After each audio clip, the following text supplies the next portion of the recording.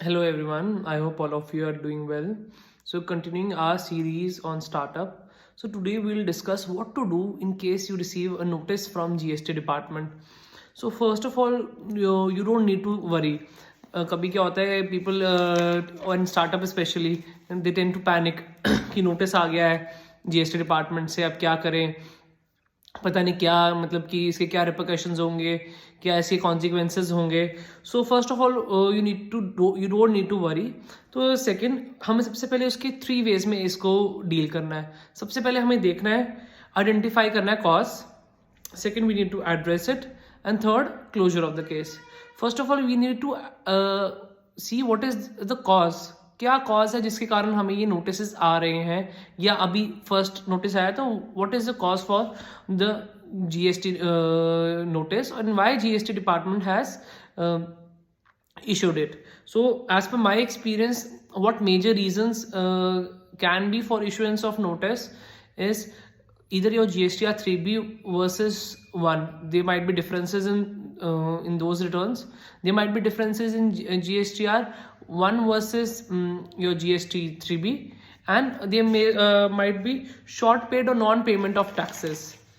And in few cases, it is noticed that wrong or HSN rate or rate changes have occurred and you are continuing with the old rate. So those cases are also there. So then after you have identified your reasons for issuance of notice, then you need to do what you need to do is you need to search that what your peers are doing in this case.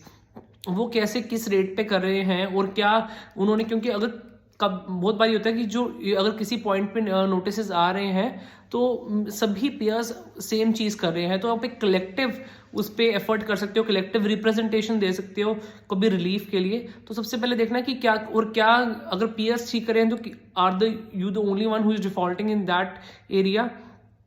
पहले तो वो identify करना है. और अगर it is a common issue जहाँ पे सभी के साथ हो रहा है और एक ये जो है प्रिंसिपल्स ऑफ नेचुरल जस्टिस जो है वो हैम्पर हो रहे हैं, वो लिए जा रहे हैं, तो उसकी रिप्रेजेंटेशन आप कर सकते हो और आगे कोर्ट वगैरह में भी जा सकते हो. तो एक वो आपने आइडेंटिफाई करना है. फिर आपने देखना कि इस चीज़ में लॉ की और जो आपका CGST SGST एक्ट है वो क्या उसमें बोलता है, कि उसका क्या स्टैंड है in regard to that aspect. तो हमें वो चीज़ देखना है, क्योंकि बहुत बारी क्या होता है कि डिपार्टमेंट ऑल्सो वो भी उनकी भी इंटरप्रिटेशन ऑफ लॉ ही हो रही है, और वो कभी कभी क्या होता है कि वो उनकी भी जो हमारी इंटरप्रिटेशन, हमारे स्पेसिफिक केस की इंटरप्रिटेशन एक जनरलाइज इंटरप्रिटेशन से अलग होती है.